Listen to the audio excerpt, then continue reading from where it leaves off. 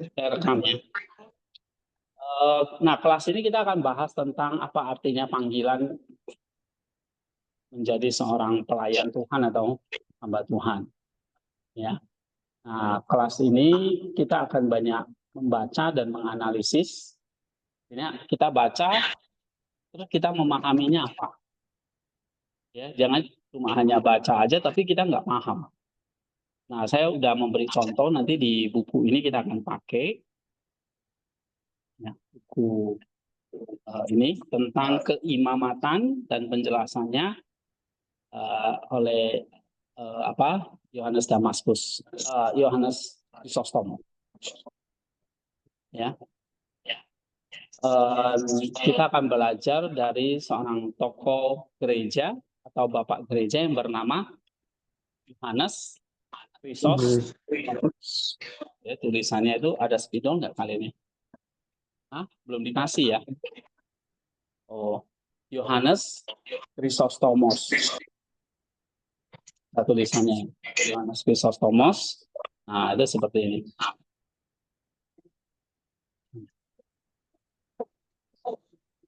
Ya. Nah, ini buku dari dia. Dia juga sama waktu masa mudanya seperti kalian. Apa yang menjadi pergumulannya untuk masuk ke sebuah seminari, namanya dulu seminari atau sekolah Alkitab ya. Dia juga bergumul banyak. Nah, kita mau belajar dari pengalaman dia, pergumulan dia tentang menjadi seorang hamba Tuhan. Ya. Oh ya. Makasih. Nah, ini tulisannya ya. Anak, risau,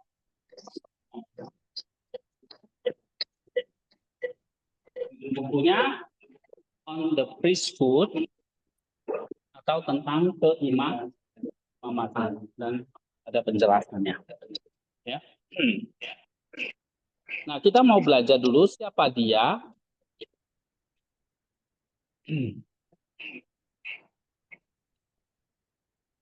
Yohanes Chrysostomos itu siapa?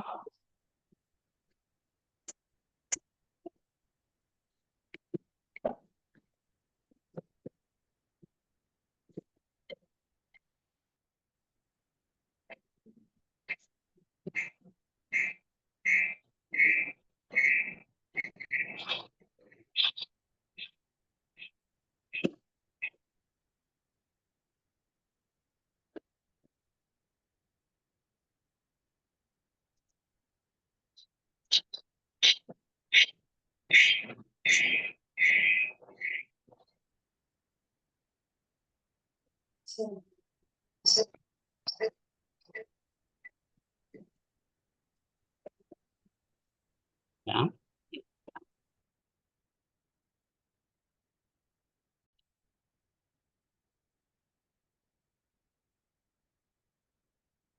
Ini kelihatan ya. Nah, Saint Yohanes Chrysostomos. Nah, ini tokoh yang kita mau teladani, kita pelajari. Ya.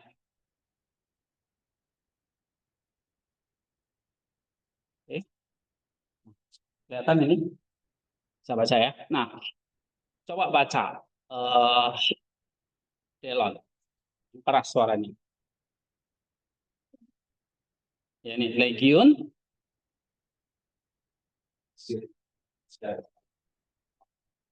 Saya tadi tidak bisa yang tampaknya bisa berorasi. Namun dari sekian banyak pasti berorasi.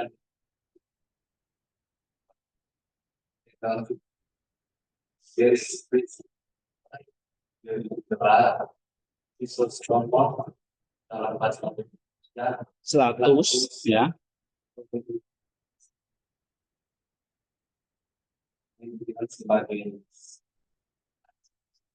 Oke, Saint Yohanes Chrysostomos. Chrysostom itu artinya bermulut emas. Jadi si Yohanes yang bermulut emas. Kenapa kok bermulut emas? Karena dia sangat jenius dalam berorasi atau dalam berkhotbah. Ya, orasi itu seperti berbicara di depan umum, public speaking. seperti khotbah, ngajar, ya. Nah, disebut bermulut emas berarti kira-kira apa? Orasinya sangat apa? Jenius, menarik perhatian banyak orang, ya kan? Nah, itu kenapa kok disebut mulut-mulut emas? Berarti kata-katanya itu seperti emas. Bukan mulutnya emas, tapi kata-katanya iya. Banyak pengajaran-pengajaran yang penting. Nah, salah satu pengajarannya itulah yang dicatat di dalam buku ini yang berjudul Keimamatan.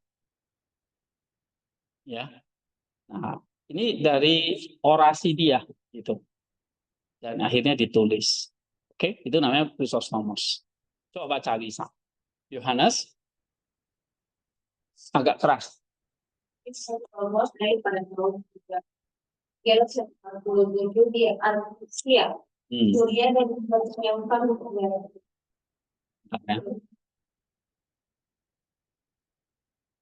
Terus? Lalu di bidang hukum di bawah bimbingan Ibanus yang terkenal yang berpikir pasukan muridnya dan menamakan Khalid dan Jenderal bagi bosnya sebagai negarawan dan ahli hukum. Tapi Khalid memutuskan setelah dibaptis pada usia 3 tahun untuk meninggalkan hukum dan memilih untuk melayani juru selamat. Ia masuk ke sebuah negara yang berfungsi untuk mendidiknya sebagai persiapan untuk menghabiskan keberhubungan pada tahun 356. Dan minimal menculai Yohanes seorang pengkhotbah yang keunggulan oratorisnya membuatnya memiliki reputasi di seluruh dunia Kristen. Sebuah pengakuan yang memacunya untuk berekspresi lebih besar lagi sehingga disukai oleh semua orang kecuali orang-orang Eudoxia yang ia anggap perlu dikritik dalam beberapa korbannya. Iya, jadi kalau saya tanya, Yohanes Chrysostomus itu asalnya dari mana? Antioquia. Lahir tahun? Berarti abad keberapa? 4. Ya kan? Antioquia itu di mana? Di Suria. Nah, jadi dia orang yang hidup kira-kira 17 abad yang lalu ya. 1700 tahun yang lalu. Oke? Nah, itu Yohanes Chrysostomus. Dia berkarir awalnya di mana? Di bidang hukum. Ya. Di bawah bimbingan siapa? Libanius. Libanius itu seorang ahli hukum yang terkenal, ahli orator. Oke? Nah, sehingga Chrysostomus muda ini punya karir yang cemerlang sebagai ahli hukum atau sebagai pengacara misalnya pada waktu itu. Ya. Dan banyak ahli hukum itu dianggap seperti orang yang sangat terhormat, seperti negarawan. Nah, tetapi Yohanes ini bergumul hebat, apakah dia mau mengambil jalur hukum atau meninggalkan hukum demi memilih pelayanan. Dia bergumul, terus akhirnya pada usia 23 tahun, dia ambil pilihan. Pilihannya apa? Iya, dia kok bisa tahu? Dia memilih masuk ke sebuah biara. Ya kan? Biara zaman dulu belum ada kayak sekolah seperti ini. Ya, tapi di biara itu tempat pendidikan untuk jadi apa? Jadi apa? Kenapa kakimu goyang-goyang? Saya nggak suka fokus ya, kakinya jangan goyang-goyang. Masuk ke tempat ya biara ya. Kalau kamu apalagi perempuan ya, kakinya goyang-goyang itu nggak sopan kalau di Jawa. Oke, duduk yang tenang, fokus dengerin ya. Jadi kalau kok bisa tahu Yohanes memutuskan untuk masuk melayani juru selamat karena dia memilih masuk biara. Ngapain dia masuk biara di situ? Kan dia punya karir yang cemerlang ya di bidang hukum. Tapi dia lebih memilih biara, berarti dia lebih memilih siapa? Melayani juru selamat. Juru selamat itu Kristus. Oke, lalu dia ditabiskan pada tahun berapa jadi imam? 386. Berarti di usia berapa itu? Hah? Usia berapa? Usia 23 dia masuk biara, ya kan?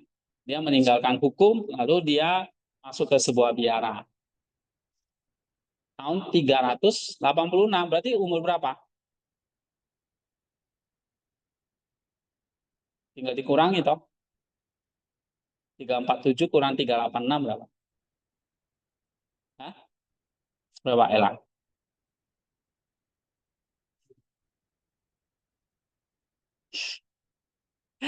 347 kurang 386 berapa Lisa?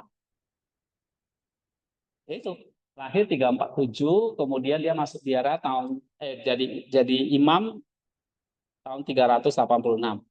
Berarti umur berapa? 347 ke 386 berapa? Umur 30 sem. Iya. Ya. Wah, matematika kalian ini bahaya nih. 1 tambah 1 berapa? 2. 47 tambah berapa supaya 86? Atau 86 kurang 47 berapa? Kurang 47 berapa? 3? Ya sudah. Umur berapa dia jadi imam? 39. Ya. Nah, kalian umur berapa masuk sekolah Alkitab? 18 tadi, 17. Kamu benar 17. Lahir tahun berapa?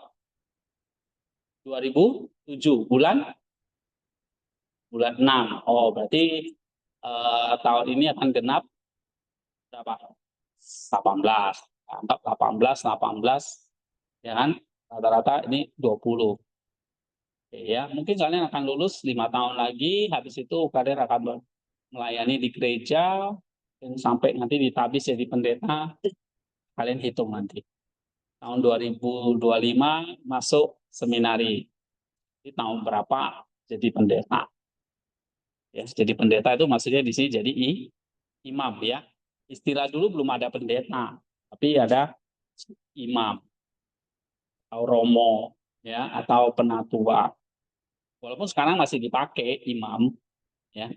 Nah, terus waktu dia jadi imam, akhirnya dia menjadi seorang sosok yang dipakai Tuhan dalam hal apa?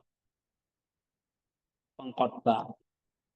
Pengkhotbah yang punya otoritas, yang punya reputasi di seluruh dunia Kristen pada masa itu.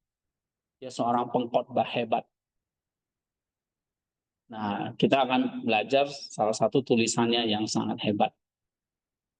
Ya, oke.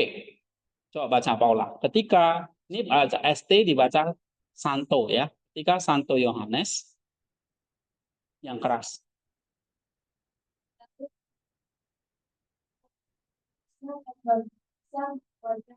Sebagai Konstantinopel. Nah, Patriark Konstantinopel artinya dia jadi pimpinan gereja tertinggi di Konstantinopel. Tahu Konstantinopel itu di mana? Zaman itu di Turki. Sekarang nama daerah Turki, negara Turki di Eropa. Ya, Konstantinopel itu daerah sekarang namanya Bizantium atau udah diganti nama Ankara. Jadi udah diganti nama. Ya, dulu namanya Konstantinopel. Oke, terus sebuah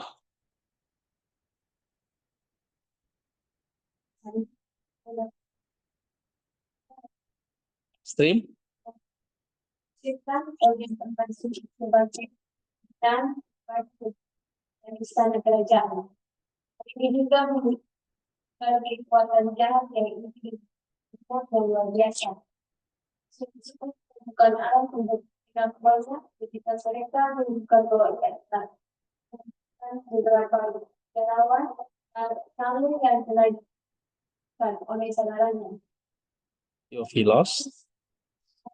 Sebagai yang secara salah menuduh Yohanes karena tidak dia dan anak. Nah, kamu lihat, waktu umur 49, dia mencapai puncak karirnya sebagai imam. Yaitu sebagai apa tadi? Patriark. Ya kan? Sebagai apa? Patriark Konstantinopel. Konstantinopel itu di mana? Ya, daerah Turki. Oke? Nah, ini satu jabatan yang bergengsi. Tetapi waktu dia jadi patriark, dia udah duduk jabatan yang tinggi. Dia punya satu komitmen melawan apa?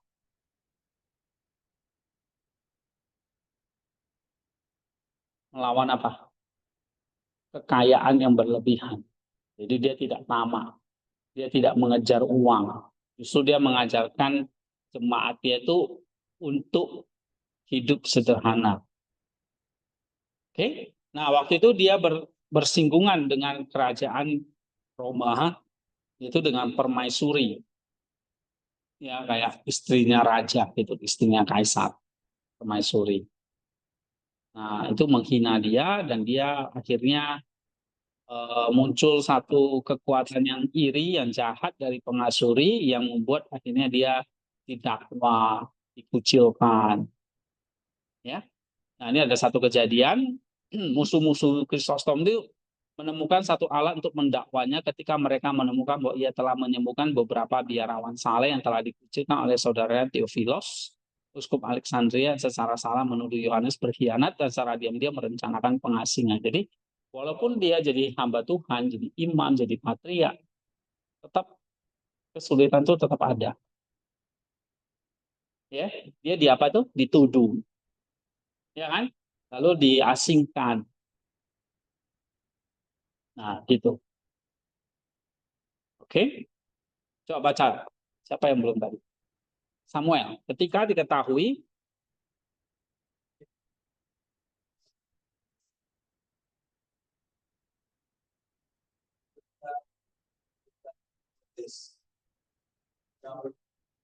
pembangkangan sipil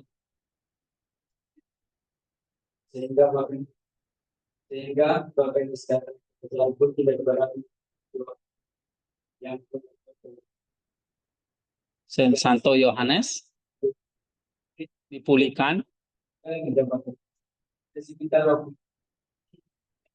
sebuah praktik yang mendukung perasaan meskipun tidak ada pendahulunya yang sudah berikhtiar menganggapnya yang tidak sopan. Praktik ini adalah keterbukaan di gereja yang akan dianggap sangat berubah saat ini. yang saat ini dan ketiadaan praktik ini dalam berbagai kesempatan pada gereja. Iya. Jadi waktu Yohanes diasingkan muncul keributan. Ya, yang menjanjikan ancaman pembangkangan sipil.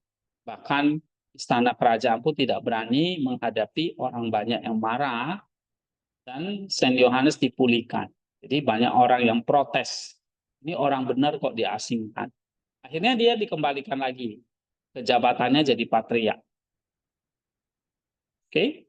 Nah, pada sekitar waktu ini ia menghentikan satu praktek yang menyinggung perasaannya, ya, meskipun tidak ada pendahulunya secara lihatnya menganggap tidak sopan, yaitu persimpangan di gereja yang dianggap itu tidak sopan. Nah, pada waktu itu, ya. Nah, Yohanes menyampaikan, coba baca, siapa? Marah.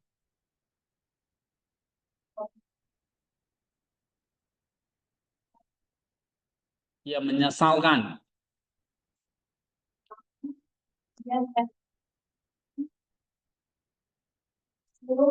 Ibu pada saat umum menyusuri Eudoksia. kebanyakan hingga korbannya sampai ke penyiasan batu itu mengakibatkan kesingannya secara dari kota Konstantinopel yang dicintainya. Karena pembuangan yang menghalangi sampai Yohanes yang gagal berani dan berdiplomasi itu, ia terus berkomunikasi dengan gereja dan menulis prosa yang berharga sampai ia meninggal di daerah terpencil di Pontus pada tahun 407. Iya. Oke, di sini apa? Kisahnya berlanjut. Dia bertentangan lagi dengan permaisuri Eudoxia tadi ya, yang hidupnya bermewah-mewah dan itu dikritik oleh Yohanes Chrysostom, ya. Lalu khotbahnya itu dibesar-besarkan, ya. Akhirnya sampai ke telinga sang ratu. Ini apalagi? Dia diasingkan lagi, ya, dikucilkan lagi. Oke, tapi Yohanes ini tidak sulut, dia terus berani, ya kan? Dan dia terus berkomunikasi dengan gereja, menulis prosa yang berharga, sampai dia meninggal. Pada tahun berapa dia meninggal? 7. Jadi umur berapa dia meninggal? Dia lahir tahun 34. 34 berapa tadi? Nah, meninggal 407. Berarti umur berapa? Hah? Lahir 347 kan? Meninggal 407. Berarti umur berapa itu? Hah? 39. Meninggalnya?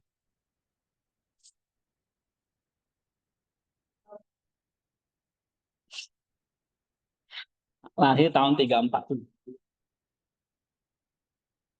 Meninggal umur berapa? Coba yang online ini. Hah? Yusuf, umur berapa dia meninggal?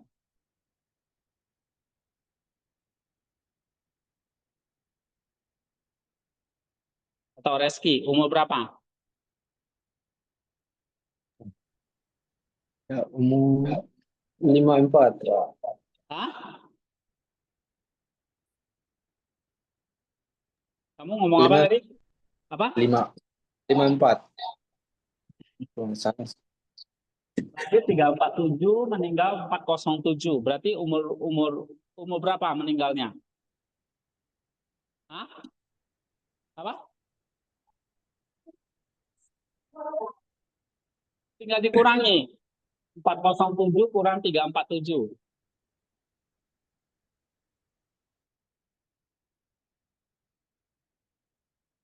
Ayo, umur berapa?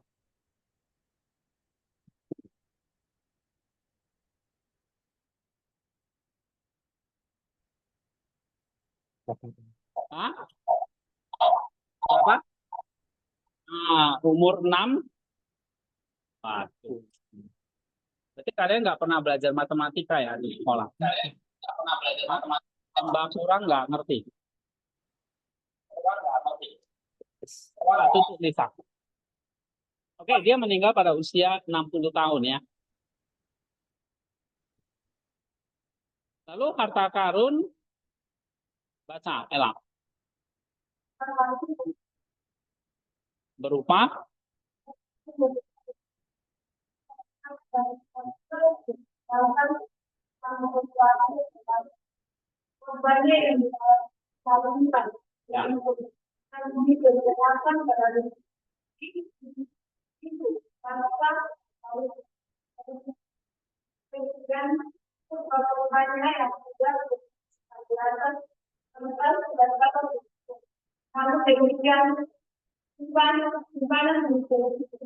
ya, literaturnya.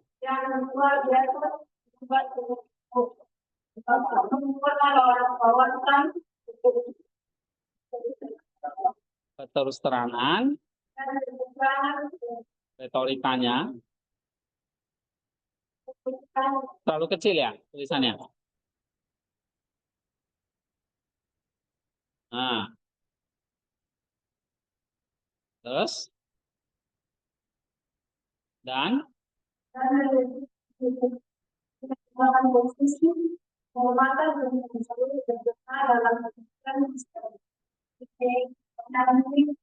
bapak-bapak dari Jawa Tengah, kemudian beliau yang kita meminta dengan hormat pada hal itu.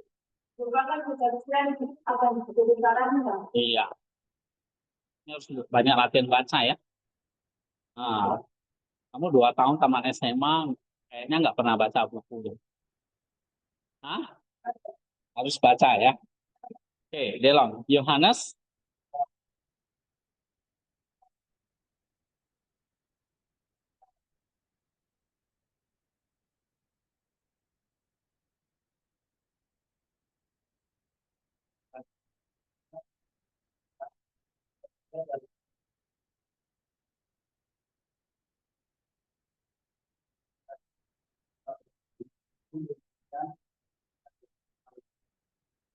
Iya, terus?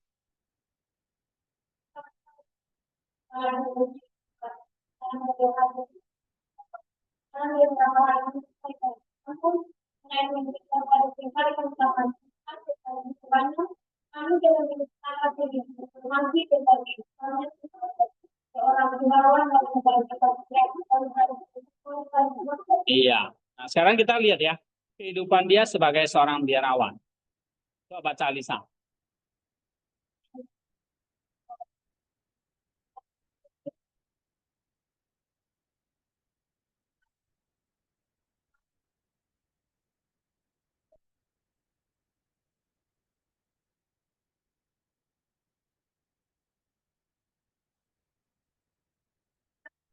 Nah, berapa tahun dia di biara? 6 tahun ngapain?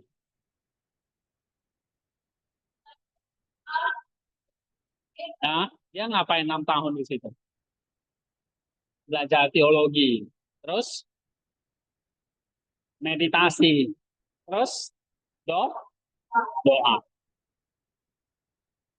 Ya, jadi dia kayak dididik di pendidikan berapa tahun? 6.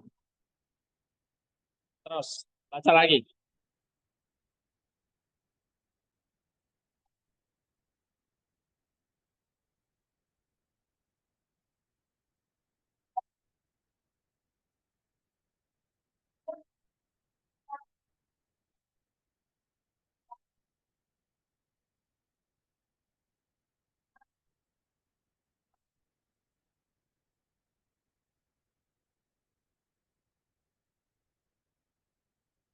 Iya. Jadi eh, dia di biara, dia hidup dalam apa itu? Monastisisme. Artinya apa? Sekolah yang menguntungkan dalam hal apa? Pengalaman rohani dan pemerintahan diri. Jadi menjaga rohani dan memerintah dirinya. Ya. Lalu dia hidup di dalam intelektual, kultivasi itu kayak doa ya. Iya. Coba baca lagi. Apa yang keras? Dia memberi kita.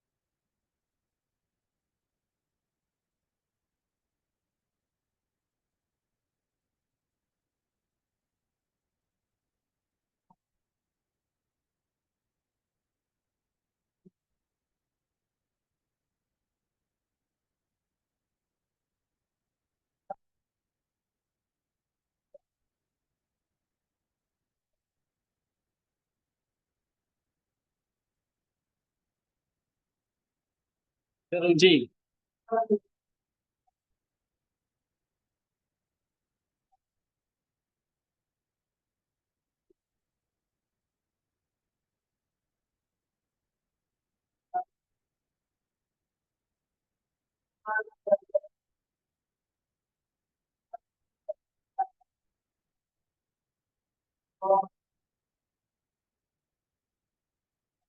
Nah,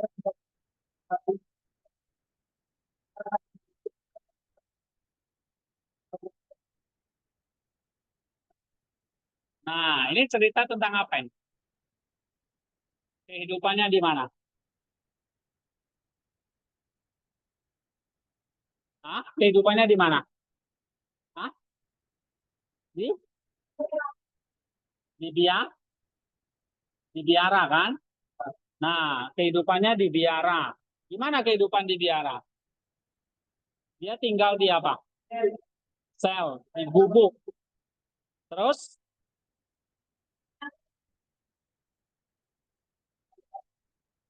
apa?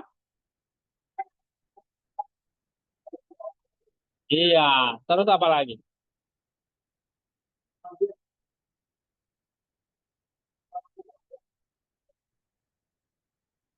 Pakaiannya kasar ya, dari bulu unta. Oke, terus bangunnya? Iya, doa dan nyanyinya berapa jam? 4 jam. Kamu berapa jam, Kim? Kamu berapa jam? 1 jam. Kalah jauh kan? Tidurnya di mana itu? Kalau kamu masih enak di kasur. Nah, kalau Krisostomos di mana? Iya, kayak tikar gitu loh. Terus tugasnya apa aja? Nih, membaca. Sama nggak kayak kalian? Sama nggak?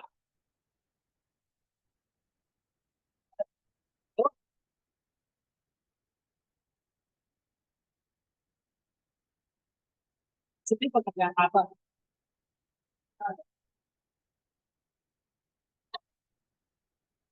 Nah, sabar,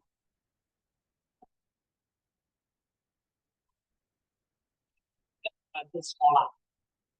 Kan? Karena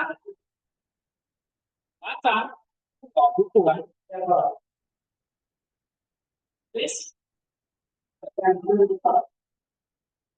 belajar. Doanya berapa banyak?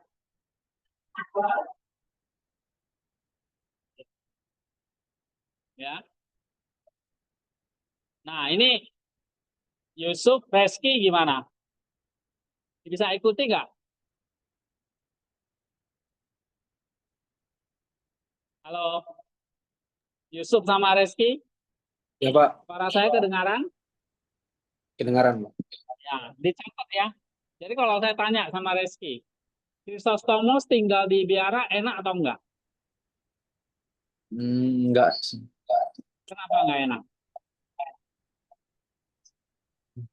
Eh, Tidurnya di atas dipan jerami ya kan? Tikar maksudnya. Harus kerja. Pakaiannya nggak ada yang mewah. Kalian masih penting kan? Pakaiannya bagus-bagus ya. Tapi Krisostomos pakainya dari bulu onta. Tidurnya di mana? Dipan. Ya. Bangunnya jam berapa bangunnya? Bangunnya jam berapa? Iya, berarti subuh. Ya, Nuri. Halo, Mbak, Ibu Pendeta Nuri. Nah, tanya ini. Benar nggak seorang hamba Tuhan itu seperti itu ya? Iya kok. Nah, ini Yusuf udah senyum-senyum nih. Oke, Yusuf. Makanan mereka apa ini? roti dan air. Makanannya apa? Kalau di biara dikasih makan apa? Kalau kalian apa? Tempe, sayur, ya. Kadang telur ya kan? Lebih enak mana sini atau di sana karena cuma apa? Hah? Mereka hanya ada rosi dan air. Kalau sakit ya mungkin udah lebih, ya kan? Nah, lalu nggak ada kebutuhan yang lain. Jadi cuma dua baju ini aja. Milikmu, milikku. Jadi semua saling berbagi. Ya. Nah, itu keras. Pada zaman dulu tuh pendidikannya keras. Jadi kalau mau jadi imam, mau jadi pendeta, itu harus dibiara dulu. Nah, kita di sini, kalian di sini, ya tentu kita ada nyesuaikan perkembangan zaman. Bisa pakai komputer, zaman dulu nggak ada kan? Ya kan? Pakai Ya. LCD seperti ini. Pakaiannya pun bukan dari kulit binatang. Ya, dan banyak perubahan, tetapi prinsipnya sama. Tetap kalian harus banyak belajar, membaca dan sebagainya.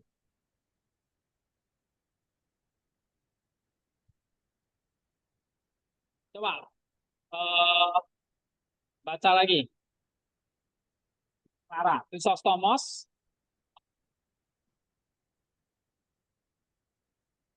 monastisisme,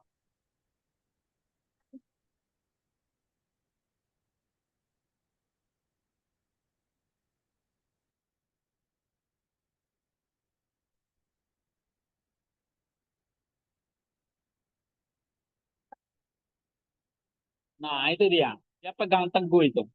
Terus,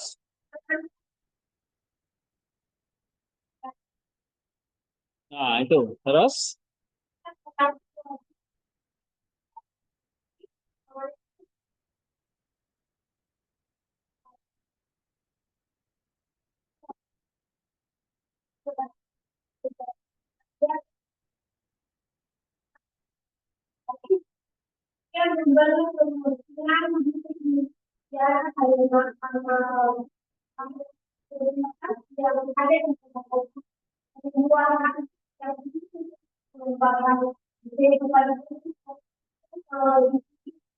iya.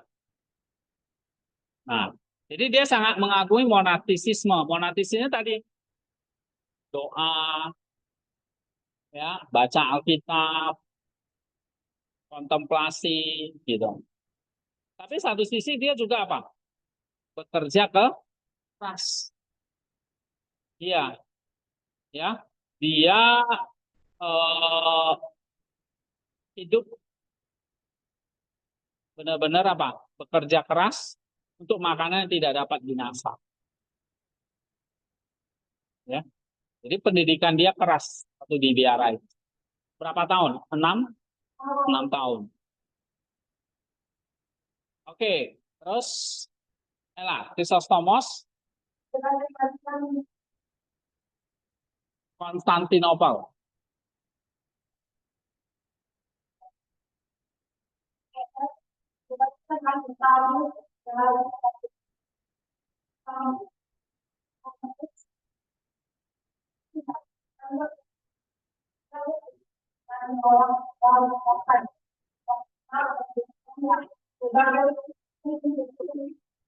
Pertentangan dan penolakannya. Uskup Agung,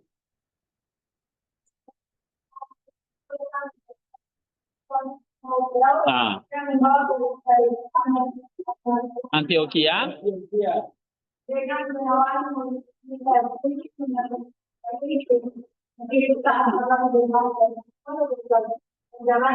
perlawanan.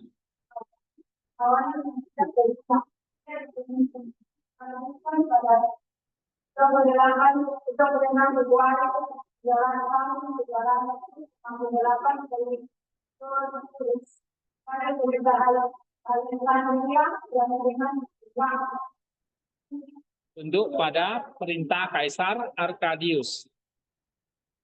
Iya. Terus baca Delon.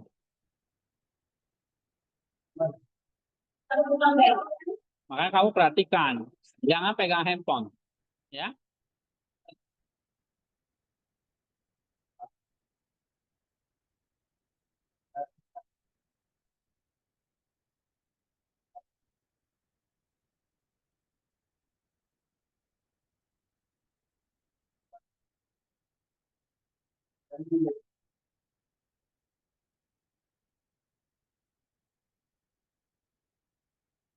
Ya, terus Chrysostomos.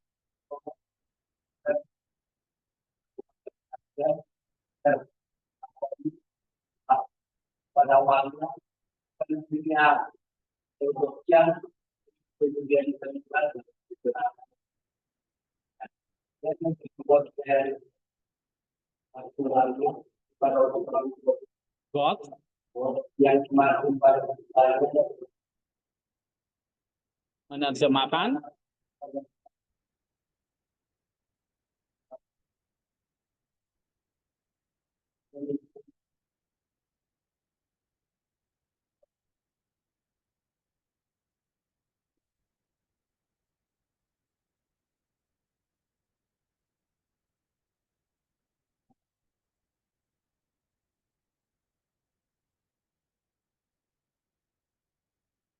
Iya, oke.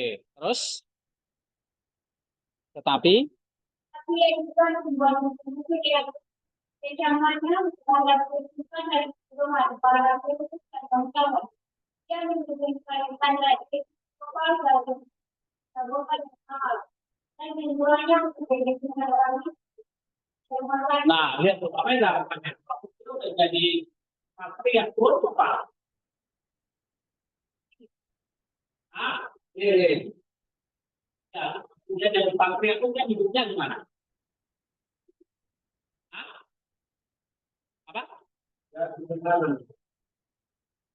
Dia hidupnya waktu dia jadi patriark pun hidupnya seperti apa? Miskin, sederhana, ya. Terus, Tapi untuk itu saya sampaikan dan untuk menjalankan kegiatan aktif dan kegiatan selain itu pertama juga pada sekitar jadi sangat sederhana. Dia dikatakan dengan cara yang besar untuk kita. Dan untuk kita berusaha makan dan supaya bisa makan malam dan makan sehat makan kembali ke sana. Kemana yang penting dia menentukan kegiatan seksual dalam hal makan yang berbahagia. Pak, Kalau sifat orang kaya untuk bercerita dan begitu bahkan dalam bercerita rumah dalam bercerita mereka mereka dapat bekerja dan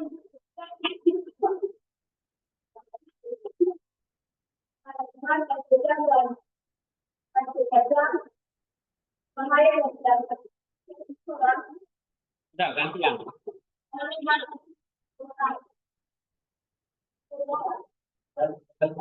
Dia mendisiplinkan.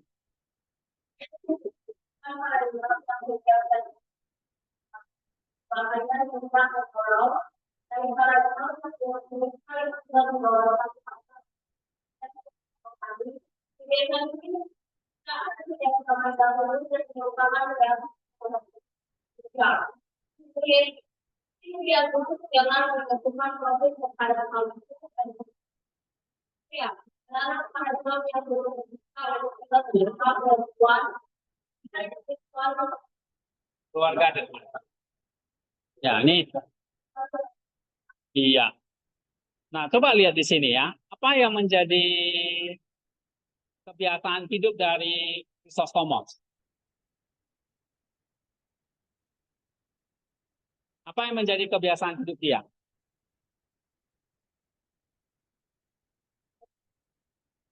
Cara hidupnya, gaya hidupnya gimana?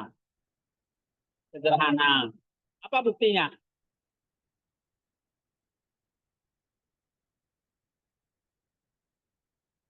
Iya, benar. Nih, iya, itu satu. Terus apa lagi?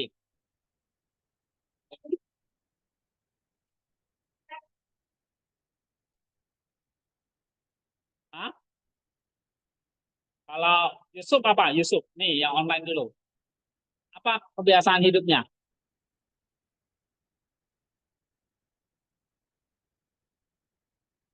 Nih ya, nih, ya kan? Nah, apa itu?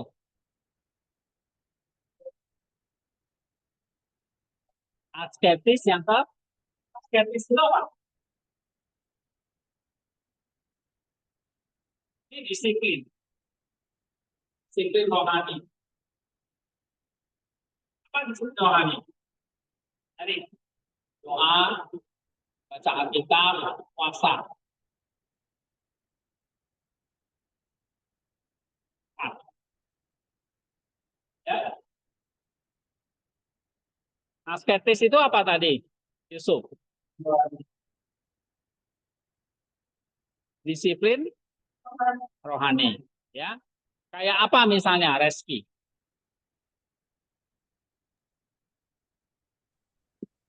Ya berdoa, Berdoa. Terus pujian penyembahan, baca Alkitab, berpuasa, ya kan? Nah, beribadah itu asketis. Nih, mengurangi rumah tangga mewah. Artinya hidup sederhana ya. Terus dia menolak apa lagi? Tidak mengadakan. Terus makan dengan makanan. Iya, itu asketis ketat. Makan makanan yang sederhana. Apa adanya. Nah, siap nggak kalian? Sudah siap belum di sini? Kalau di Maluku sana nanti sering makan ikan, sayur. Ada sayur juga.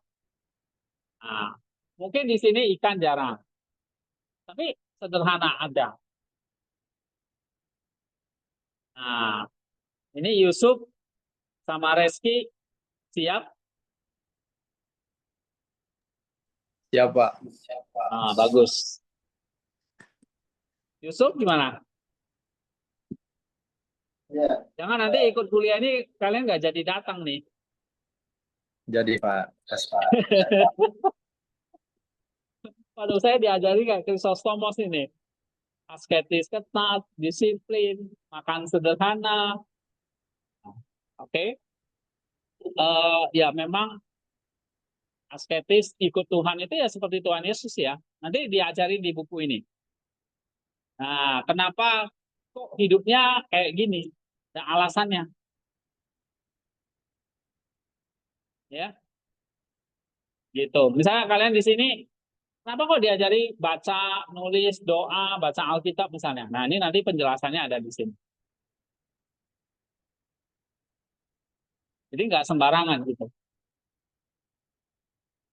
Artinya kalian datang di sini bukan bukan disiksa gitu, ya. Tapi belajar menjadi seperti apa? Ini nama ini yang harus kamu ingat kalau kamu lagi susah, ternyata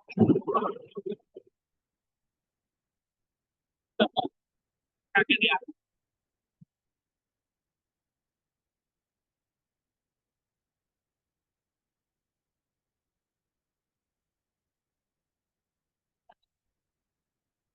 Ya. Kalau lagi susah, ingat nanti ada yang lebih susah lagi siapa? Dia bahkan diasuh. Oh, nama permaisuri siapa tadi? Eudok? Ya. Bagus. Catat kan? Belajar catat ya. Eudok, iya. Permaisuri siapa? Yusuf? Yusuf Makoni siapa? Permaisuri Eudok? Siap. Ya. Lalu dia mengecam apa?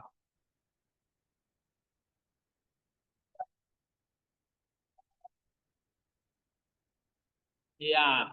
Dia mengecam kebiasaan hidup Ayo, di sini siapa yang mewah-mewah ini? Pakai jam lagi. Nah, saya nggak pakai jam. Kosong ada.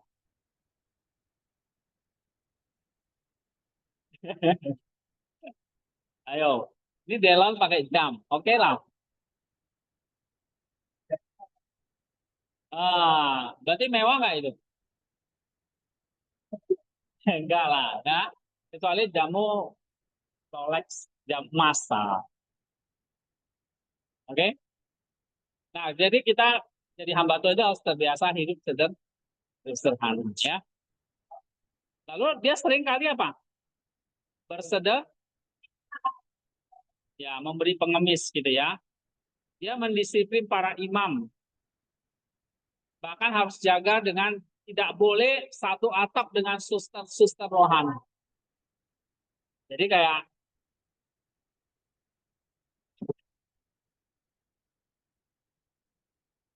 misalnya laki-laki perempuan tinggal satu atap itu nggak boleh. Harus jaga kesucian seks. Mudahan itu sederhana ini berarti masalah uang,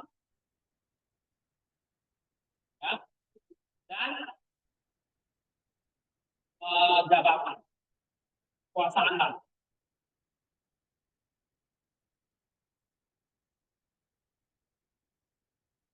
ini hati. Seks, uang. Nah, nanti di buku ini kita bahas bagaimana seks itu misalnya kadang-kadang jadi hamba Tuhan itu kita tergoda dengan wanita cantik atau kalau perempuan sama laki-laki ganteng atau dengan janda-janda itu hati-hati ya, banyak pendeta tuh jatuh ke tangan janda. Mungkin kalian pernah lihat nggak di sana? Hah? Ada pendeta jatuh karena seks ada? Aduh. Karena uang, kekuasaan, semua ada. Nah, di sini Chrysostom mengajarkan kita nanti waspada. Ya, nah ini contohnya nih. Hidup imam yang belum menikah tinggal satu atap dengan suster rohani. Ya, itu nggak boleh. Ya. Coba baca lagi Lisa.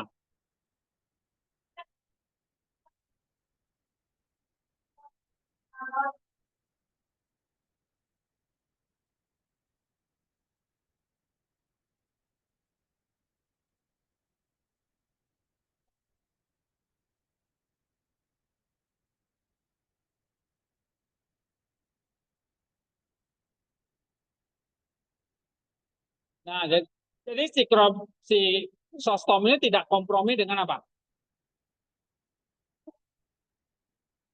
Tidak kompromi terhadap dosa dan kejahatan ya. Oke, terus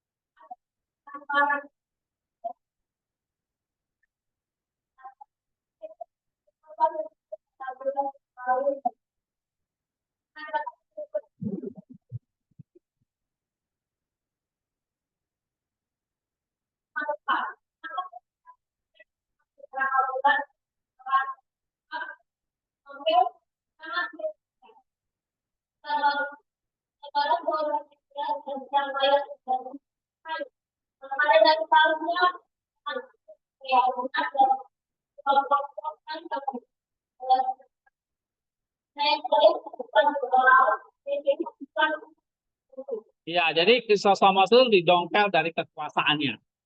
Dia terima aja, dia nggak ambisius. Dia uang sederhana. Dia menjaga konsep. Nah ini ya, tiga ini tantangan utama. Uang, seks, ya kan? Ya. Kalau digulingkan nggak dari kekuasaannya. Oke, nggak apa-apa. Ya, dengan yang nggak benar. Jadi di dalam gereja pun bisa saling apa? Merebut kekuasaan. Itu realita. Zaman dulu udah seperti itu.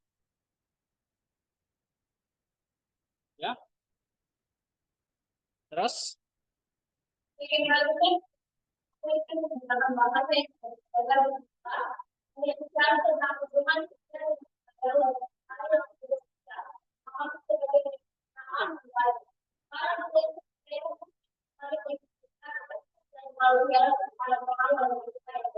Ya, terus?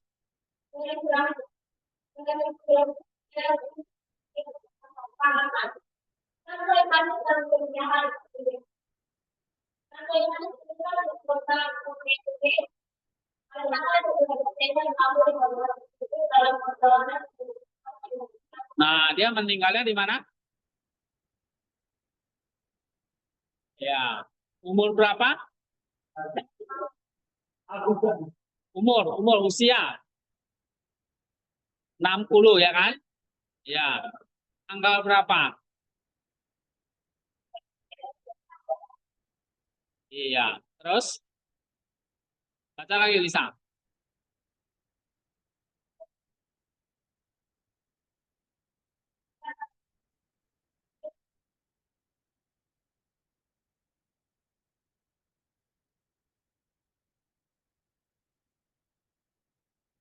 Iya.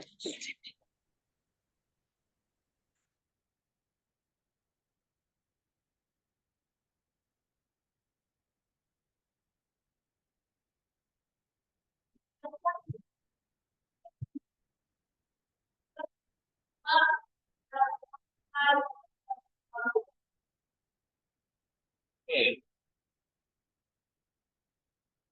coba baca Samuel dan Yohanes.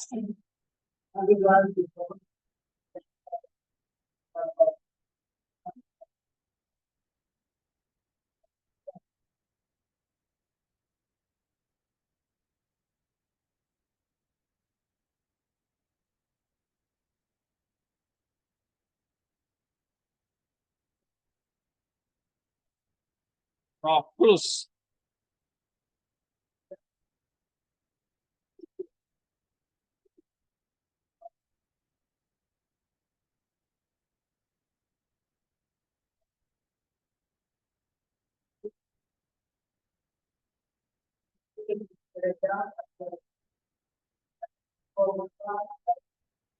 Mengagungkan.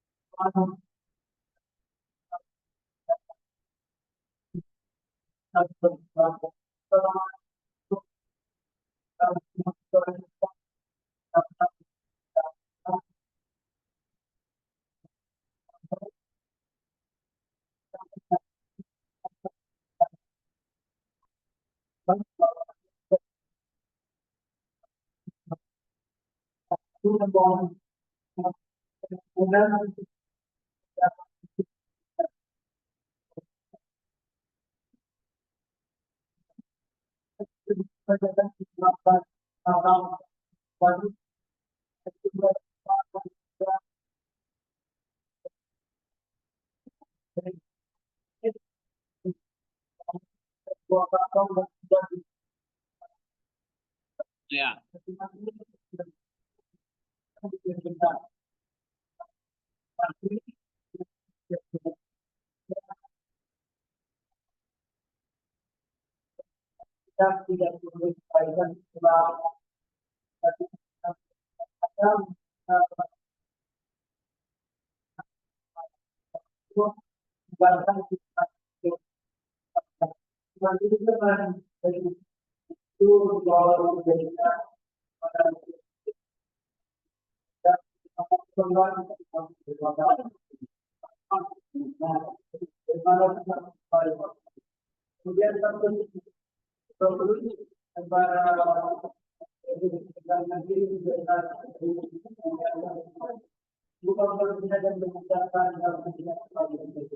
Iya. Jadi waktu pun dia meninggal, reliknya itu nggak membusuk ya. Maksudnya relik itu jenazahnya ya. Nah, itu dijaga oleh Tuhan. Oke. Nah, ini kira-kira kisah hidupnya. Sebetulnya ada lagi ya.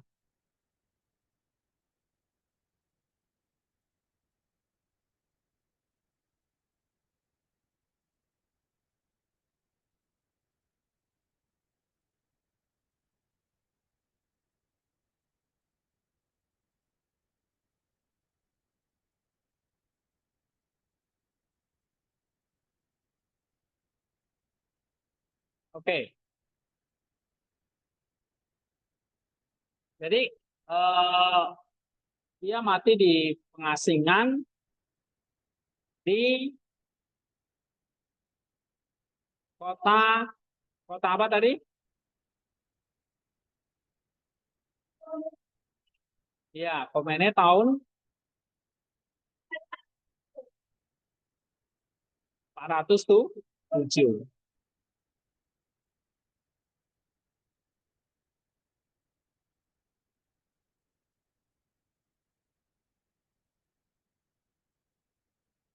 Ini ya tadi ya.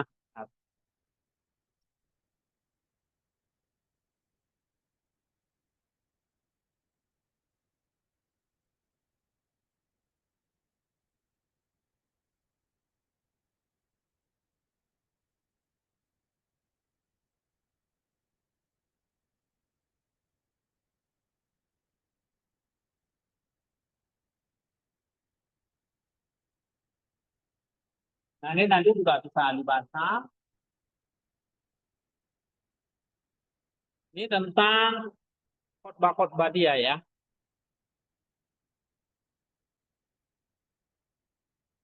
Jadi kira-kira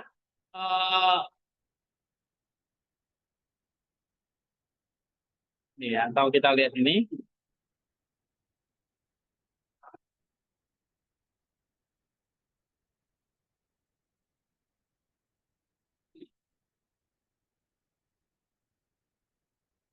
Nah, ini nanti bisa baca ini ya. Kita baca secara cepat ya. Kisah kehidupan dia. Coba Clara baca kehidupan. Ini gambarnya ini ya. Ikonnya, ini orangnya. Oh ya, udah? Nah, coba baca.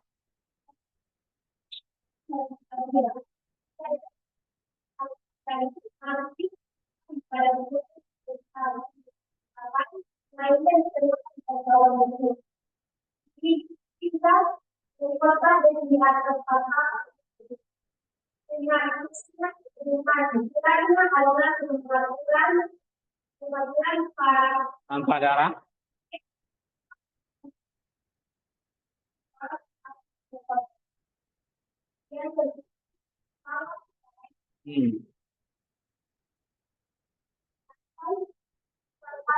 Di pengasingan.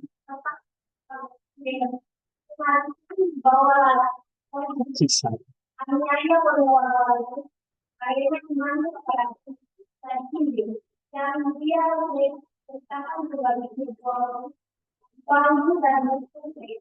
Iya.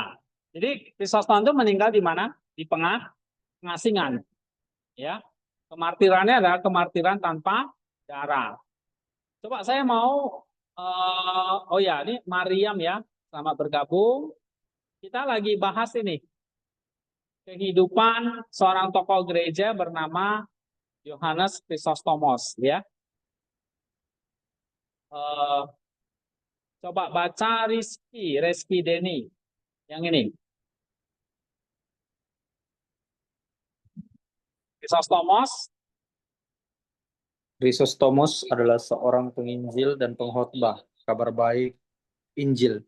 Dia juga seorang guru yang memiliki minat yang besar terhadap isu-isu kontemporer Kontemporer, terus dan makna sebenarnya dari pengajarannya hanya dapat dipahami sepenuhnya dalam konteks sejarahnya.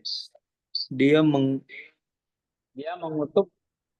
mengutuk orang-orang Kristen pada abad keempat yang mengaku hidup sesuai dengan ajaran Injil dan memperingatkan mereka bahwa mereka telah mengendurkan upaya mereka sebelum waktunya. Nabi kasih universal ini sering berbicara dengan keras dan tegas karena baginya ia berkhotbah dan memberikan kesaksian di hadapan orang-orang yang sudah mati.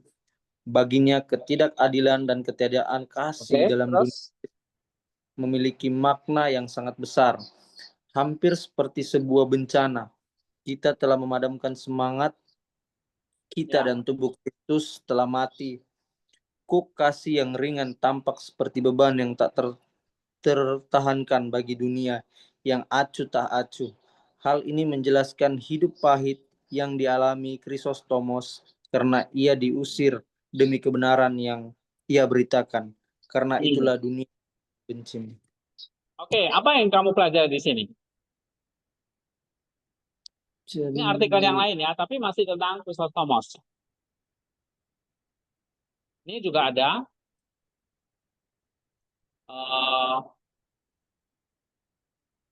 tadi kalau yang ini di sini ya. Nah, yang ini. Ini tadi yang kita baca ya. Ini udah selesai ya. Nah, sekarang yang ini. Nanti ada lagi yang ini. Nah, yang ini aja deh. Chrysostomos seorang penginjil. Ya kan? Terus apa lagi, Reski? Saya juga seorang guru yang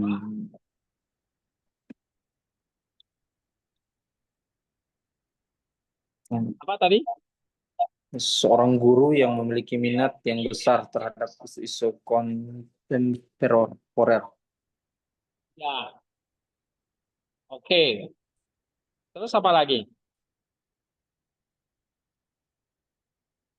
Dia mengutuk orang-orang Kristen pada abad 4 yang selalu mengaku hidup sesuai Injil, tapi sebetulnya enggak. Ya kan? Dia dalam khotbah-khotbahnya terlalu keras dan tegas. Bahkan nanti kalau kamu baca ini ya, dia tegas nih di sini. Ya. Terus apa lagi? Dia sangat menekankan apa? Ketidakadilan, ketiadaan kasih. Ini yang harus dihindari. Nah, kalau kamu orang kaya tapi tidak bantu orang miskin, nah dia paling keras itu marah. Ya. Dia bahkan mengatakan kita telah memadamkan semangat kita dan tubuh Kristus telah mati. Nah, gitu. Oke, kalau kita tidak hidup atau mengabaikan orang-orang miskin. Gitu. Oke. Baca Ella. Chrysostomos adalah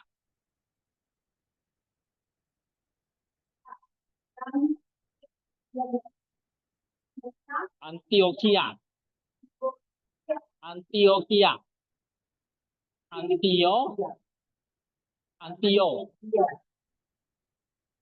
Nah, yang khas. Susah ya lidah orang Ambon ngomong Antioquia.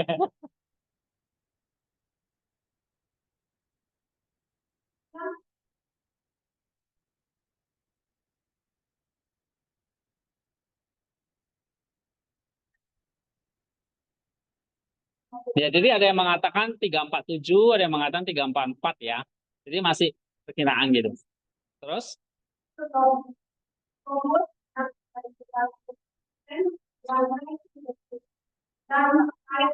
Terkemuka.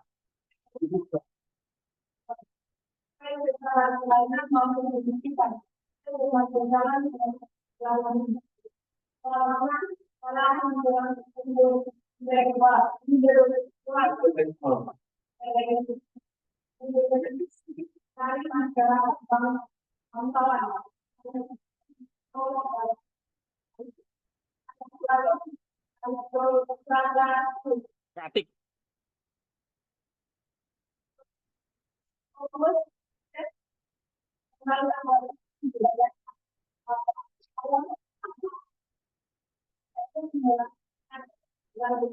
Iya.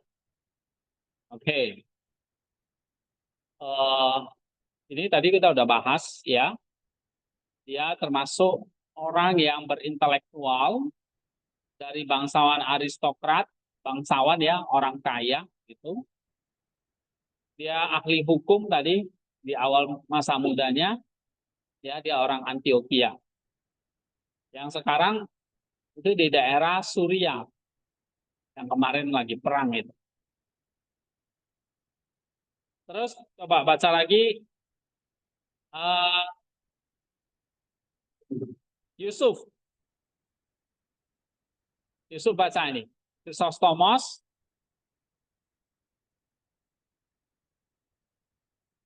Coba di unmute dulu.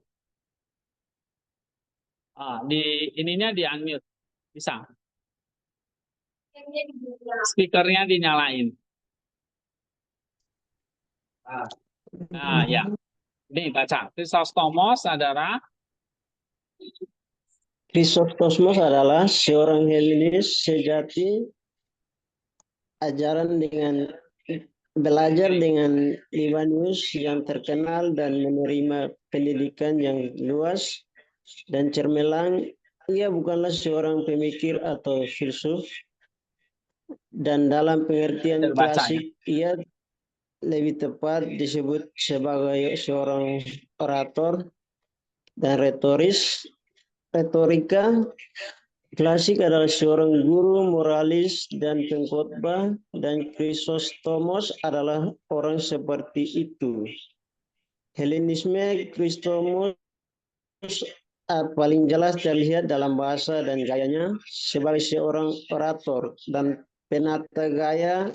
Ia dapat dibandingkan dengan Demosthenes dan bahkan Xenopos. Tulisannya bukan orang-orang sesamanya mengenalnya sebagai seorang aktif.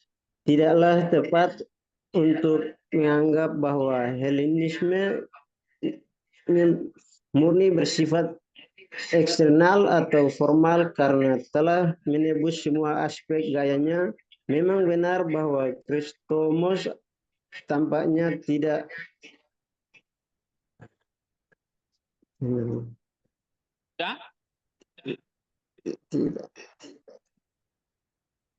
pernah tergerak oleh masalah-masalah filosofis Helenisme, dan dia tidak pernah dipaksa untuk khas dari pengadaan intelektual Antioquia dan budaya historis Asia Kecil yang selalu lebih bersifat filologis daripada filosofis.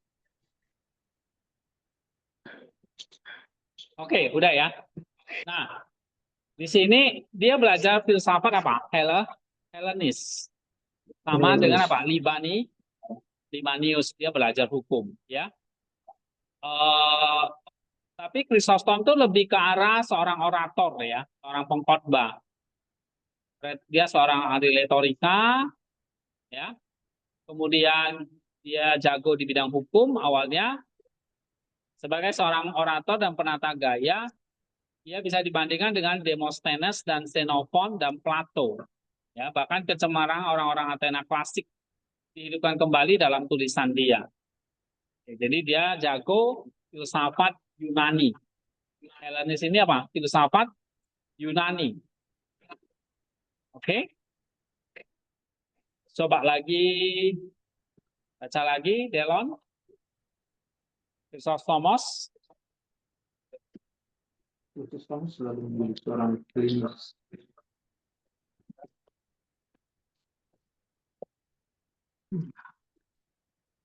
Ya.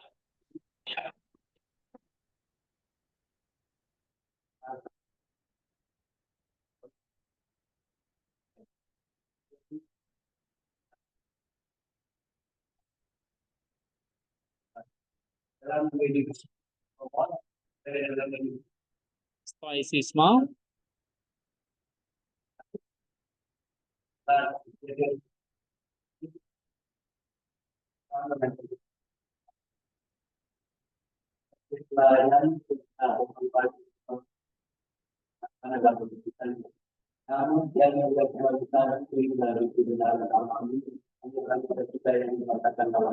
Iya. Tapi dia pakai filsafat itu nanti untuk apa? Menjelaskan hal-hal yang lebih tinggi, yaitu kebenaran firman Tuhan. Jadi dia pakai ini filsafat stoisme, ya, ajaran-ajaran filsafat Helenis, tapi untuk menjelaskan tentang hal-hal anugerah ilahi. Ya. Ya nanti dia menafsirkan tuh kitab suci, misalnya seperti Injil. Ya. Chrysostom ini adalah bukanlah seorang mistikus, ya. Khotbahnya banyak berkaitan dengan moral, hati nurani, kebaikan, perbuatan baik, kebajikan. Oke? Itu nanti ajarannya. Nanti kalau kamu baca di sini tulisannya sangat moral, ya. Bahkan mengangkat hal-hal kebajikan. Oke? Dia dianggap dia lebih menganggap keindahan sebagai fenomena etis daripada estetis, ya. Baginya, Injil adalah buku yang paling penting sebagai buku tentang keindahan dan kebajikan. Iya. Terus dia juga sangat menekankan karakter moral, ya. Dan ibunya ini yang menjadi teladannya. Siapa nama ibunya?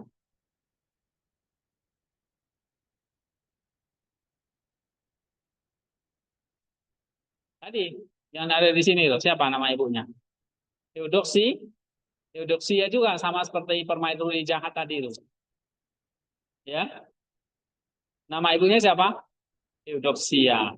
Nah, dia teladan ibunya tuh sangat melekat, ya, kepada diri Chrysostomos. Nah, kemudian Chrysostomos tidak puas dengan panggilan pekerjaan sekuler, ya. Oke, akhirnya dia mulai memperhatikan disiplin pertapaan dulu di rumah orang tuanya sebelum dia masuk biaranya. Nah, setelah kematian ibunya tahun 374-375, dia baru bisa pensiun, dia masuk ke sebuah biara. Ya, tadi kalau di buku ini dia masuk biara tahun berapa?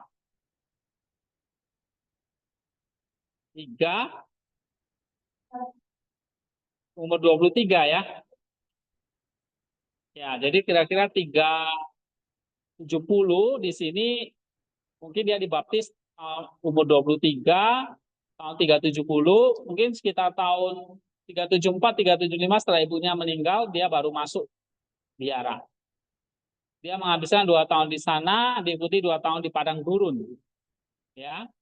Lalu masa novisiatnya hanya sebentar, dia kembali ke dunia untuk melanjutkan pertapaannya di tengah-tengah dunia. Chrysostomos selalu dianggap asketisme lebih, ya. Asketis tadi apa? Disiplin rohani. Ya. Dia menganggap asketisme itu lebih sebagai orientasi spiritual daripada bentuk kehidupan sehari-hari atau secara khusus. Oke.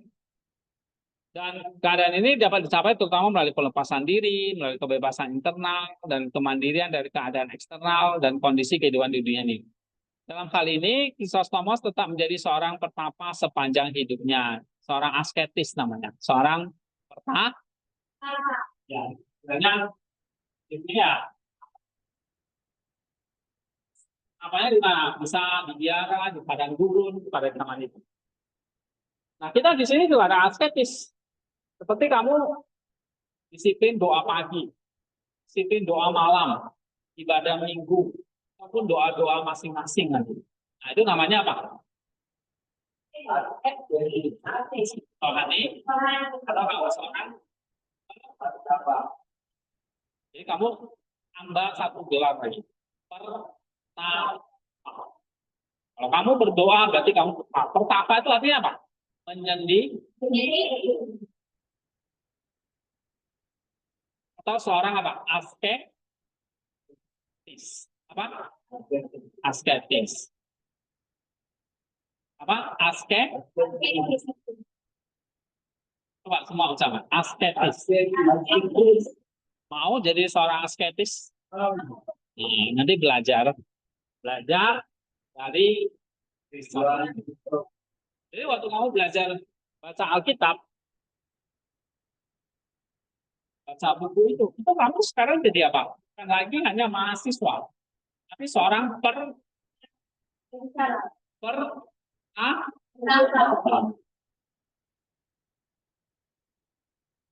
atau seorang asketis atau asketis. Susah ya? Seorang apa? Asketis. Coba kita tanya yang lain.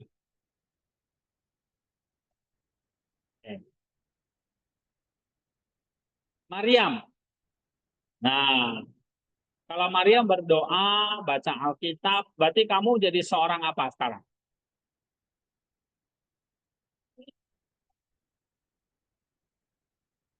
Hah? Oh ya, stikernya dibuka. Kalau Maryam nanti ya belajar baca, belajar Alkitab, belajar doa, berarti Maryam jadi seorang apa? Asketis. Ya, coba sebutkan. Asketis.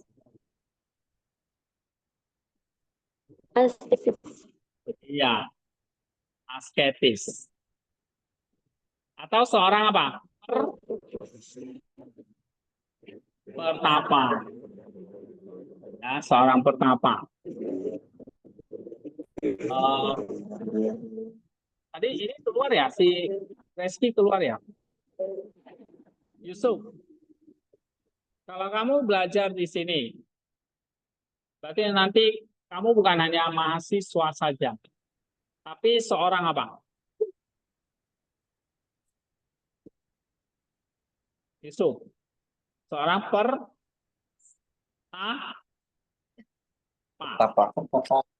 Ya. Oke, Reski, kamu juga seorang apa nanti? Asketis atau apa? Pertapa. Karena apa? Ini kamu berorientasi kepada spiritual. Jadi memang di sini banyak belajar hal-hal spiritual atau hal-hal rohani. Ya, bahkan buku-buku yang kamu baca hal-hal rohani di sini. Karena apa? Kamu seorang asketis. Coba semua, 1, 2, 3. Yang online juga asketis. Pertapa. Ya. Atau seorang ya asketis ya istilahnya atau pertapa ya. Oke.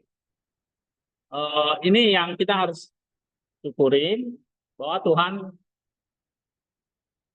ya membuka jalan ya kepada kita. Hari ini kamu pernah nggak dulu atau di gereja belajar ini? Chrysostomos? Pernah dengar? Nah, jadi kalau kamu dengar hari ini nggak kebetulan. Nah, kamu belajar dari seorang Chrysostomos yang hidup di abad keberapa tadi? Keempat. Lahir tahun 347. Ya, dia juga menghadapi hal-hal yang sama seperti kalian masa mudanya. Nah, coba Eh, baca ya, Maria belum baca ya. Coba Maria baca. Chrysostomos. Oh iya, buka speakernya nih. Iya, baca. Ya, ya. Krisostomos kembali ke dunia untuk mengkhotbahkan perlunya pelepasan pertamaan. Bukanlah maksud untuk menasihat orang, bukanlah maksud untuk menasihat orang-orang untuk menarik diri dari dunia dengan meninggalkan kota mereka.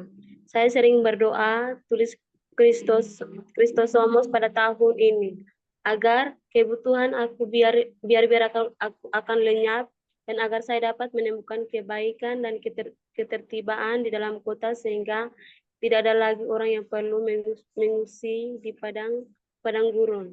Kristosomas ingin mengubahkan kehidupan di kota-kota besar dan kecil agar sesuai dengan prinsip-prinsip Injil dan dengan semangat filosofi yang lebih tinggi. Untuk itu, ia menjadi seorang imam dan pengkhotbah. Ya.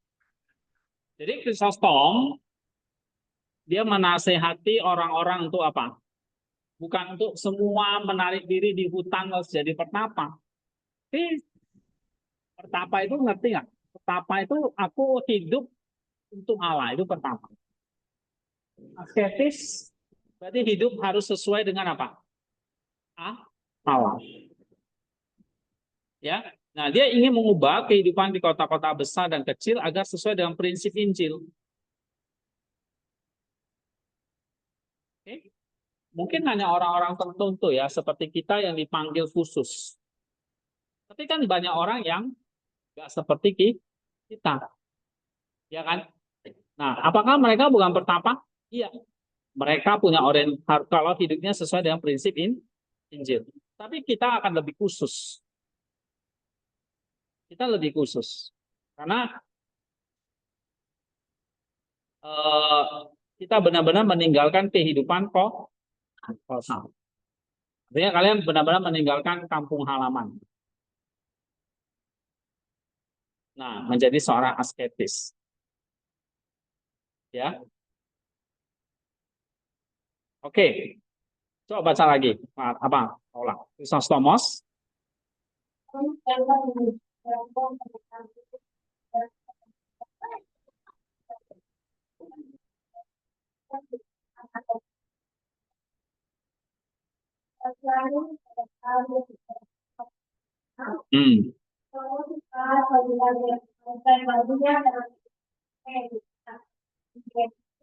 On the priesthood, nah ini yang kita baca. Dia membahas apa? Panggilan barunya. Ya, 6 bukunya yang terkenal nih nanti. Jadi ada 114 halaman nih. Buku 1, 2, 3, 4, 5, 6.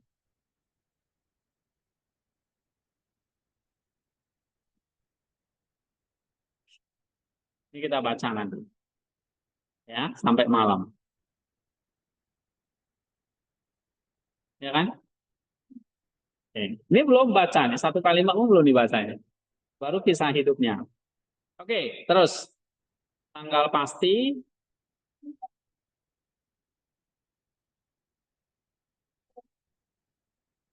Iya. Penabisannya kapan? 381 ya. Atau tadi tahun berapa? Dia ditabiskan jadi patriark.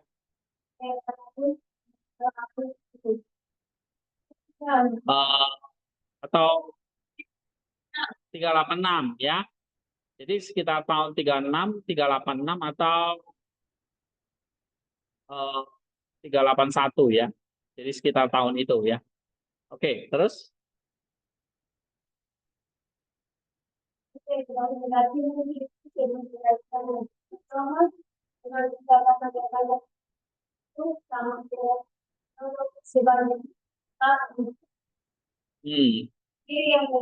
kemerdekaan bersama itu pertama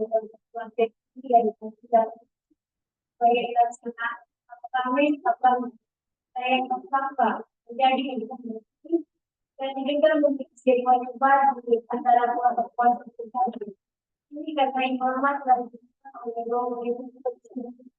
di mana mungkin kita dapat berada di kita menjadi akan kepada kita dan jadikan kita menjadi kita yang dibalas dengan caranya. Kita mengambil bagian di bidang perbanan, ada yang surga, dia di perbuatan kembali dari konstitusi yang bahkan tidak mengubah kita. Nah, jadi kamu lihat, walaupun kamu seorang asketis, tetap tidak boleh namanya belajar. Dia produktif nggak? Sampai menulis 6 buku ini produktif nggak? Maksudnya rajin nggak? Rajin. Ya. Nah, ini kalau kalian lihat ini ya.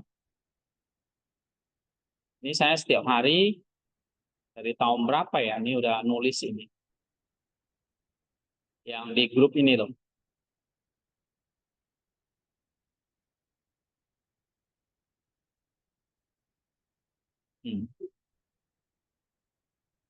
Ya, kalau tulis buku ini udah banyak.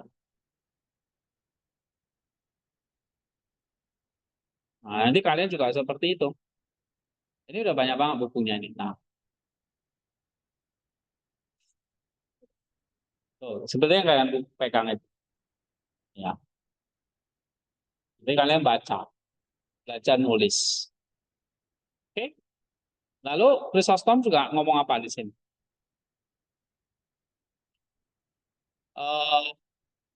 Dia banyak belajar dari Gregorius sang teolog. Ini artinya apa? Dia banyak belajar dari orang lain, tokoh-tokoh yang terkenal juga. Nah, kamu juga begitu. Kamu nanti belajar dari siapa yang hari ini? Atau belajar dari Gregorius. Ya, dia menguraikan khotbahnya banyak. Eksposisinya punya 2 penekanan utama. Tujuan tertinggi dari panggilan suci sebagai pelaksana sakramen-sakramen, ya, pelayanan sakral terjadi di bumi ini, tetapi juga memiliki sebuah tempat di antara kuasa-kuasa surgawi. Lalu yang kedua, Chrysostom melihat imam sebagai seorang guru, pembimbing, pengkhotbah, gembala. Nah, nanti kamu jadi imam atau kamu jadi pendeta, nanti seperti Bu Nuri ya. Nuri di sini seorang imam, dia jadi pendeta. Dia adalah seorang guru, seorang pembimbing, seorang pengkhotbah, seorang gembala. Nah, kamu juga begitu. Seperti Chrysostomos. Dia mencurahkan sebagian besar perhatiannya pada tanggung jawab pengajaran imamat, ya. Dalam hal ini menempatkan imam lebih tinggi daripada biarawan. Imam tugasnya lebih berat daripada seorang pertapa. Kamu nanti jadi pendeta ya sekaligus pertapa. Pertapa tidak terlalu berat daripada imam atau pendeta. Nah, ada lebih banyak cinta dan pekerjaan pastoral daripada dalam isolasi biara, dan pelayanan imam kepada tetangganya adalah satu pelayanan kasih yang aktif. Seluruh alam semesta akan kecewa jika kita berpikir bahwa hanya para biarawan yang membutuhkan ketegasan dan disiplin dalam hidup mereka. Sementara kita semua dapat hidup bebas. Enggak. Semua orang, bahkan yang lebih ketat lagi ya seorang pertapa, seorang imam, itu harus punya asketis. Asketitas itu apa?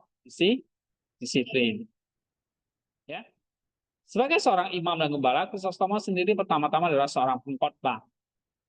Sulit untuk menyebutkan semua tema yang ia sampaikan. Di antara homili yang disampaikan di Antioquia, secara khusus dapat disebutkan homili tentang patung-patung, dan juga serangkaian panjang homili eksegetis tentang Matius dan Yohanes. Jadi dia banyak nulis ya. Khotbah tentang Matius, Yohanes itu lengkap. Bahkan surat-surat seperti Korintus, Galatia, Titus, Efesus, Roma, itu semua dia ajarkan kepada umat. Bahkan juga kitab Kejadian. Ya. Nah, nanti homilinya itu di sini nih, banyak sekali karyanya. Ya. Nih John of Chrysostom nih. Ini semua karya-karya ini. Ya, ini sebelum semua diterjemahin ke bahasa Inggris. Nah, kenapa? Tadi dia seorang ahli filsafat, orator, ya. Dia khotbahnya itu ditulis semua. Oke.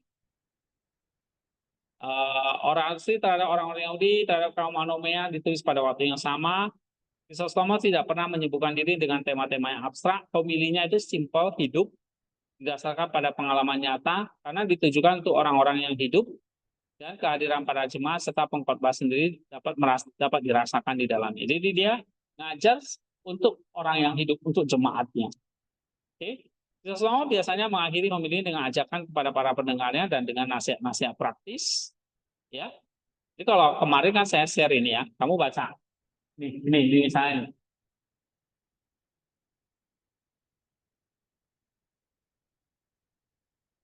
Yohanes Chrysostomos, ada kan? Tentang Yohanes 6, dia khotbah dari Yohanes 6, 26, dan 27. Nah, seperti ini khotbahnya. Homili itu artinya khotbah. Khotbah ke-44 tentang Injil Yohanes oleh Saint Yohanes Chrysostomos. Yohanes 6. Nah, ini. Ini tidak khotbahnya ini semua. Ini sudah diterjemahkan ke Indonesia. Oke. Nah, itu dia dari khotbahnya. Baru nanti saya kasih penjelasannya. Analisis dan implikasi. Nah, ini itu ya.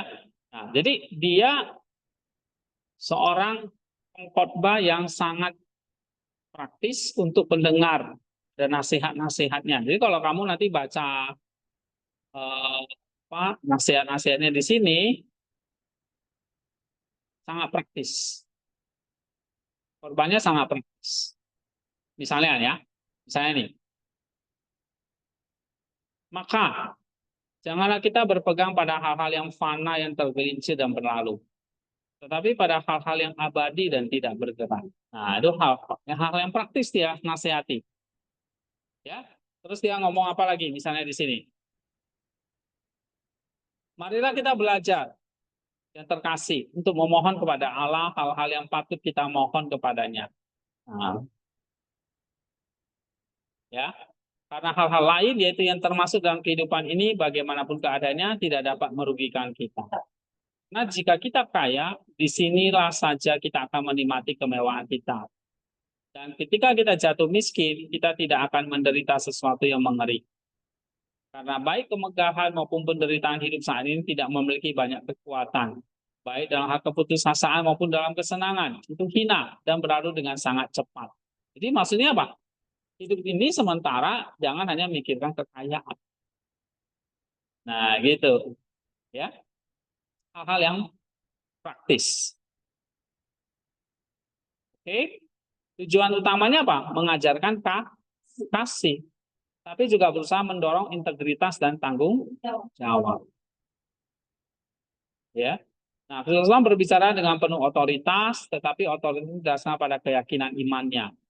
Dia menekankan bahwa transformasi pribadi dapat dicapai melalui kekuatan roh dan bahkan lebih lagi melalui kekuatan kasih. Kasihlah yang membuat Kristus tetap berada di dunia bersama kawanannya. Ya. Nah, pada tahun 398, Kristus diangkat menjadi uskup Konstantinopel. Ya, para klerus, istana, dan kaum awam bersatu untuk memanggilnya karena kemampuannya diakui sebagai imam dan guru. Nah, jadi dia diangkat jadi patriark Konstantinopel. Oke. Krisostomo terus berkhotbah di Konstantinopel dan Sozomen mengatakan bahwa sudah menjadi kebiasaan untuk mengambil tempat di antara para jemaat di ambo pembaca agar para pendengarnya dapat duduk berdekatan di sekelilingnya. Khotbah-khotbahnya lebih mirip percakapan daripada pidato. Selama periode ini, Kristus menulis komentar-komentar atas kisah para rasul, Mazmur, dan banyak surat-surat Paulus. Nah, jadi khotbah-khotbahnya ini dia sekarang. Dicatat. Ini khotbah tentang Matius, kisah rasul, Roma, 1-2 Korintus, Efesus, Filipi, Kolose, dan sebagainya. Waktu dia khotbah di gereja. Nah, itu dicatat. Ya. Nah, sejumlah besar homilinya direkam oleh para stenografer saat disampaikan, dicatat. Catatan ini melestarikan keaktifan kata yang diucapkan. Pada masa ini, Kristus melihat tugas utama adalah untuk mereformasi moral. Nah, dia banyak menasihati tentang hal-hal moral. Jadi salah satunya jangan hidup dalam keserakahan, kesederhanaan, gitu ya. Dia merasa bahwa ia berkhotbah kepada orang-orang yang baginya kekristenan tidak lebih dari sekedar pakaian modis. Jadi zaman itu orang-orang kaya ya kayaknya kayak modis-modis, tapi hidupnya nggak sesuai dengan Injil. Luarnya aja orang Kristen, tetapi hidupnya tidak seperti orang Kristen. Dia kata begini, dari sekian ribu orang katanya, sulit ya atau mustahil untuk menemukan lebih dari 100 orang yang sungguh-sungguh menyelamatkan jiwa mereka. Dan saya bahkan tidak yakin jumlahnya sebanyak itu. Nah, itu artinya apa? Coba kamu lihat.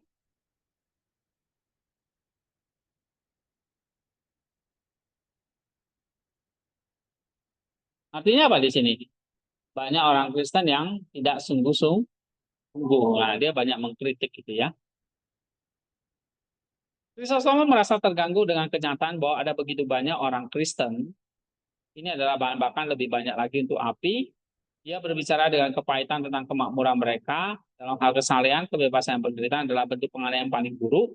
Itu lebih buruk daripada penganiayaan lainnya. Tidak seorang pun memahami atau merasakan bahaya ini karena rasa aman melahirkan kecerobohan. Hal itu melemahkan jiwa dan menirukannya, dan iblis menghancurkan orang-orang yang terlalu. Jadi kalau orang Kristen yang terlalu santai, dengan kemewahan, itu iblis sudah menghancurkan. Suara pengkhotbah itu menjadi keras karena di sekelilingnya ia hanya melihat sekam yang cocok untuk api. Jadi orang-orang Kristen pada saat itu memang, ya, Chrysostom sangat prihatin dengan amoritas masyarakatnya. Ya, tidak hanya terganggu oleh pesta pora. Oh, ayo kalian di sana pesta pora? Hah? Enggak ya? Tapi masyarakat di sana gimana? Pesta pora ya? Nah itu. Padahal mungkin dikalungin pakai salib. Kan tiap minggu ke gereja kan. Tapi hidupnya mabuk-mabukan, misalnya begitu. Nah, itu juga terjadi pada zaman siapa? Nanti kamu pulang jadi pendeta di sana, kamu jadi Chrysostom baru. Mau? Hah? Bisa? Mau nggak Lisa nih? Ini Paula? Berani? Mau menegur yang pesta pora itu? Hah? Nanti kamu malah yang ikut-ikutan dah. Oke. Ya. Yang online di mana ini? Reski, Yusuf, Mariam. Di sana banyak yang pesta pora nggak? Banyak, Pak. Mabukan gitu? Ada. Ada. Ya? Ada ya. Nah, kamu jadi nanti pulang dari Soteria, kamu jadi Chrysostom baru nih. Oke, coba baca Lisa, cepat. Chrysostomos. Kalau dari dulu tinggal kata kita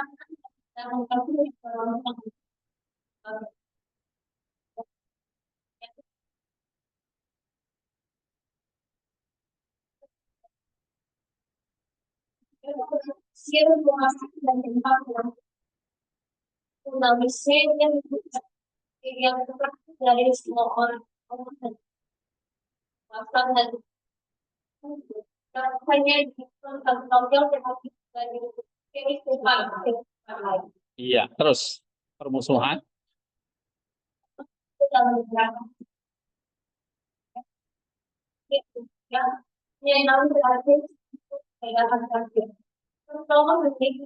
Nah, gini.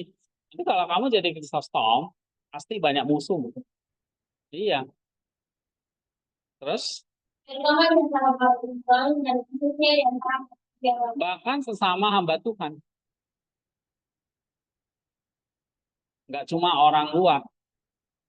Ya, sesama imam, para biarawan juga sama. Terus jadi kita memiliki lawan kalangan masyarakat kayak di sekarang. terus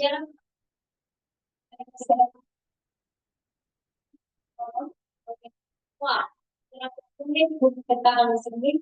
Orang bagaimana pun dengan sekarang bahkan di antara para yang oleh Theophilus dari Alexandria. ya, ya kan?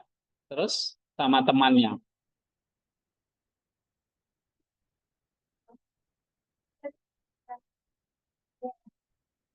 Beroya.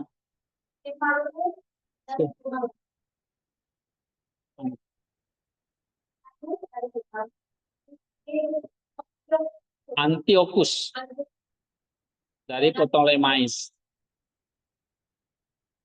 Ya. Iya. Ya, Dan semuanya pada suatu waktu pada diterima oleh ada kalau banyak mungkin itu sebagai mekanisme organisme yang dibutuhkan dan dibutuhkan oleh kaisar. Nantinya sampai berlangsung dengan pada saat kembali ini kamu dengan kepada rakyat kamu Ya, dia diasingkan tapi akhirnya diangkat kembali. Ya, terus dan kita menghadapi mereda. apa boleh menang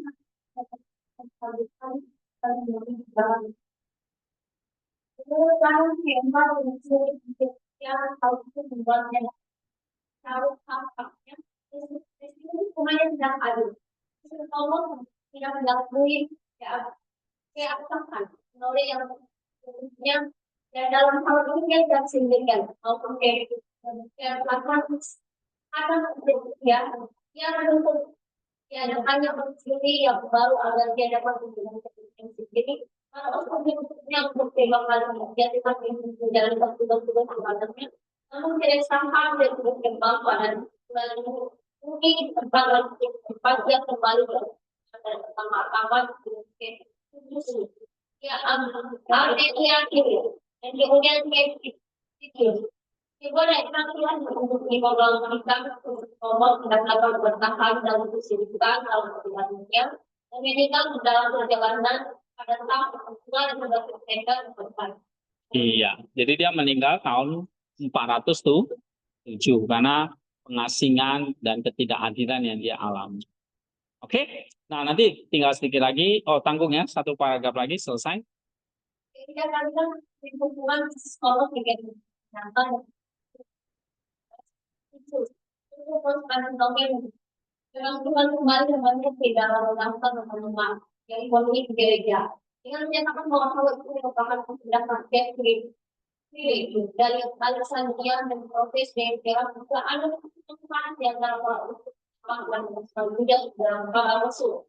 Dan jika ada tempat untuk melihat dalam mana nanti dalam pada tahun Virus Nomor direhabilitasi maka di Alexandria pada tahun 1938 dengan terjadi bahwa virus antinovel dan diamankan di para rasul kemudian sebagai orang dicabut oleh kenyataannya yang sangat Iya, ini namanya dipulihkan ya. Setelah tahun sampai dia meninggalnya pada tahun 407, namanya dipulihkan pada tahun 4. Iya, bahkan patriark dari Alexandria itu namanya Kiril pernah memprotes tapi akhirnya direhabilitasi lagi namanya pada tahun 419. Ya. Ya bahkan setelah kematiannya namanya itu jelek. Tapi orang akhirnya sadar yang dia lakukan itu betul. Oke, nah ini nanti karya-karyanya kamu bisa baca, ya. Saya ingin sebelum terakhir baca satu untuk mencicipi tulisannya, ya. Satu ya, sabar. Saya tahu pantat kalian udah panas, belum? Tadi 4 jam untuk berdoa dan bernyanyi kan? Ini baru 2 jam. Oke, si Delon udah nggak tahan ya. Kamu tadi keluar nggak Pak? Oke, tapi coba kita baca ini dulu ya, pengantarnya dulu, supaya tahu ini gambaran bukunya apa. Ya. Yang online masih setia ya? Oke. Oke, sebentar.